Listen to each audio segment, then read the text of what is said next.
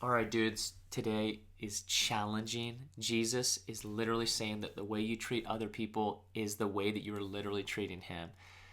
This is revolutionary thought. This is totally challenging. And so, buckle your seatbelt.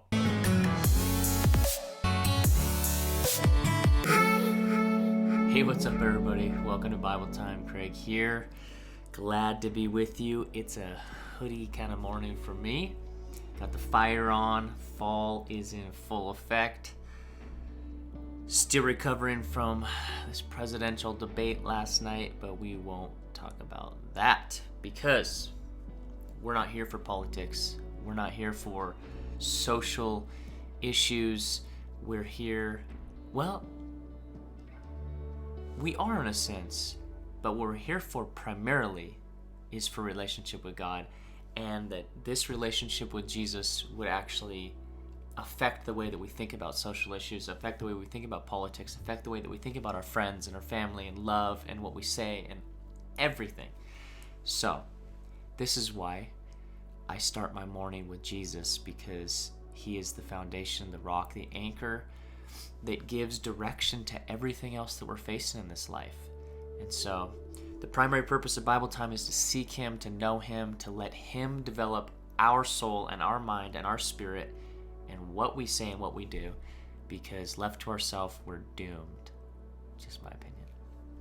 So, we're picking up today in verse 31, labeled the final judgment. So, it appears that we're going to continue to talk about serious issues. So, let's see what Jesus has to say. And again, let us read today with eyes and a heart to say, Lord, what do you want me to hear from your heart, and how might this affect my life? Like if you were sitting here in front of me, what would you want me to get from what you're saying? So that's the way that I want to invite you to read it. So it says this: when the Son of Man comes in his glory, and all the angels with him, then he will sit on his glorious throne. Before him will be gathered all the nations, and he will separate people one from another, as a shepherd separates the sheep from the goats.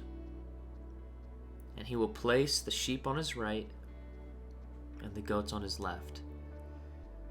Then the king will say to those on his right, "Come, you are blessed by my Father, inherit the kingdom prepared for you from the foundation of the world." So let's just walk through this analogy. We got sheep on the right, we got goats on the left, and to the sheep he says, "Come, you are blessed by my Father, inherit the kingdom prepared from you from the foundation of the world." And then he gives the reasons why. Now, I'm a pastor, so obviously I think going to church is important, being involved in community and all those things, super important. But this is very interesting that he doesn't talk about church attendance. He doesn't talk about a number of things that you might imagine. Notice what he does talk about. Because when you see the word "for," it's like a description of the previous statement and the reason why. So, you're a sheep on his right. He will say, "You're blessed by my Father, inherit the kingdom prepared for you from the foundation." For, because I was hungry and you gave me food, I was thirsty and you gave me drink, I was a stranger and you welcomed me, I was naked and you clothed me, and I was sick and you visited me, I was in prison and you came to me. And then, just because he's expressing like kind of the surprise of it, says, "Then the righteous will answer him, saying, Lord, when did we see you hungry and feed you, or thirsty and give you a drink? And when did we see you a stranger and welcome you, or naked and clothe you? And when did we see you sick and in prison and visit you?" And the king will answer them, "Truly I say to you, as you did to one of the least of these of my brothers, you did it to me."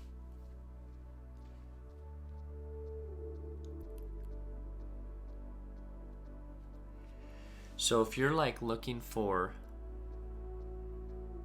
ways to serve Jesus in response to your relationship with him, not as an attempt to earn relationship, but if you've received the free gift of relationship with Jesus, and we're looking to,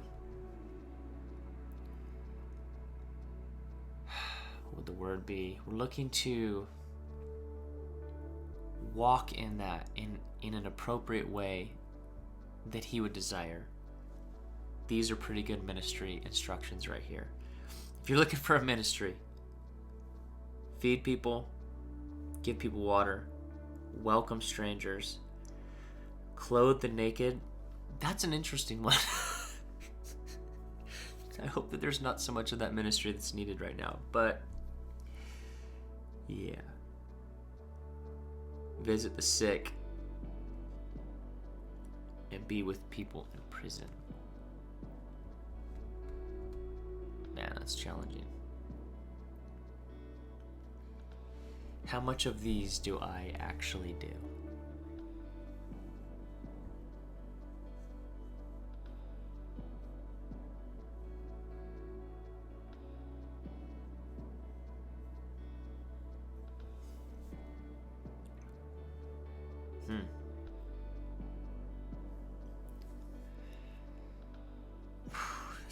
This is definitely challenging.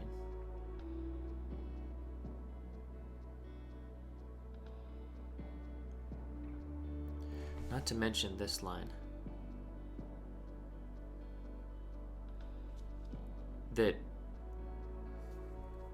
in many ways, it seems to me, can be applied to even more situations than just this up here. Like, the way that you treated your checkout gal at Walmart is the way that you treated me. The way that you responded to that guy in traffic is the way that you responded to me.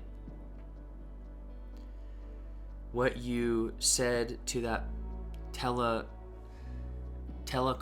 or whatever, telemarketer, in chewing them out for whatever, is the way that you spoke to me. I don't know, like...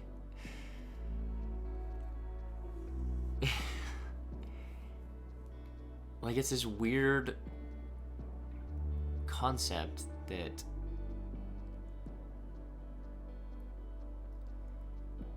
I think that this is a new concept in, like, the history of world religion.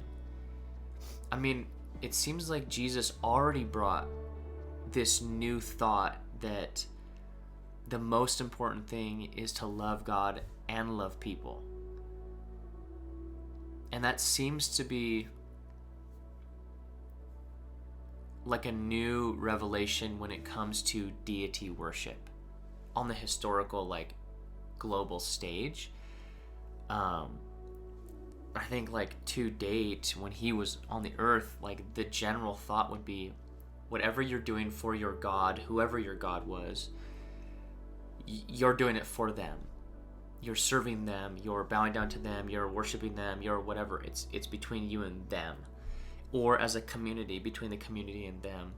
But Jesus goes out of his way to say that as important as it is to love God with all of your heart, and he's making a distinction that there is one God, Hear, O Israel, the Lord our God, the Lord is one, and you are to love Yahweh, so not the other gods or false gods, and that this is of supreme importance to love him and serve him only. But then Jesus ties in, but you likewise are to love your neighbor as yourself, and on these two commandments hang everything basically in the Old Testament. And so that by itself is a pretty new or revolutionary thought when it comes to how humanity interacts with God and what our relationship with other people has to do with like that interplay. So that's revolutionary. But now this passage is taking it even a step further, that Jesus is actually saying, as God, that what you do to another human being, you are literally doing to me. So in a sense, this goes beyond just the thought of, like, love other people like you love yourself, and love God, and that.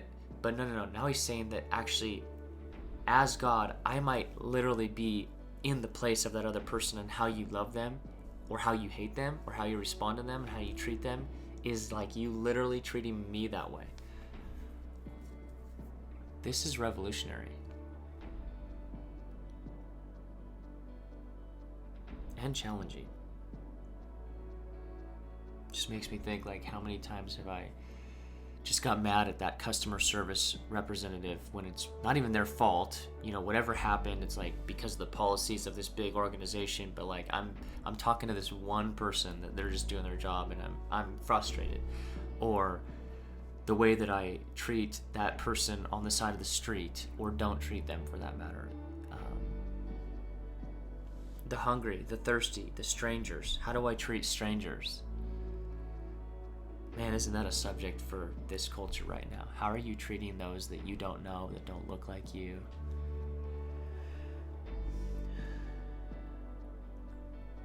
How about those in prison?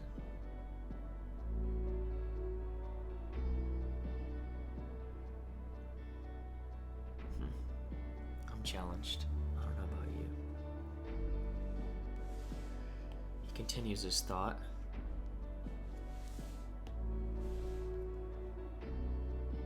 This is what he's going to say on the ones on the left. Depart from me, you cursed, into the eternal fire prepared for the devil and his angels. So this is like a kind of a parenthetical just side note here, that hell and the fire was actually a place prepared for the devil and his demons, fallen angels.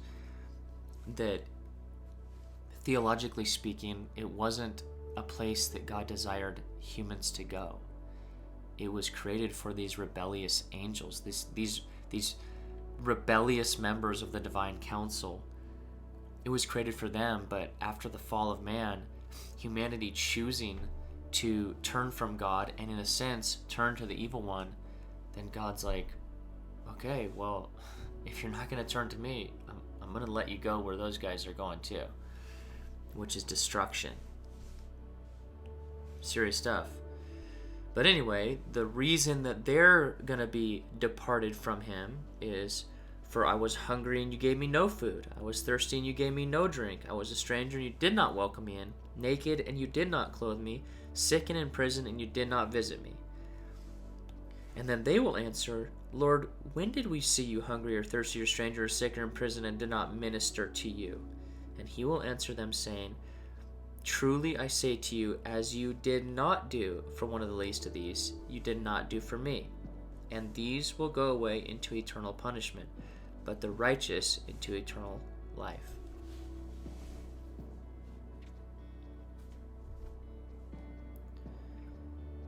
Hey, believe me, I'm not some preacher sitting here preaching down at you. We're both reading this. It's just God's word. And this is what Jesus said. And I am just as convicted as I'm sure you're feeling right now.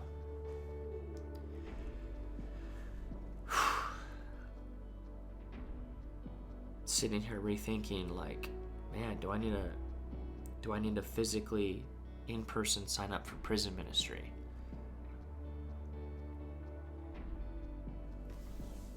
Do I need to myself start serving in the Father's Market food bank? Or is it enough that I'm helping support a food bank that's operating and other people are serving there?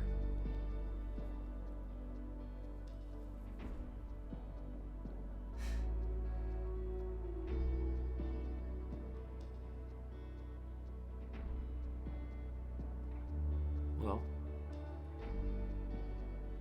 I know that I have a lot to think about, and I'm probably not going to sit here and think about it in front of you on camera and pray about it, but I am, and I would encourage you to do the same thing.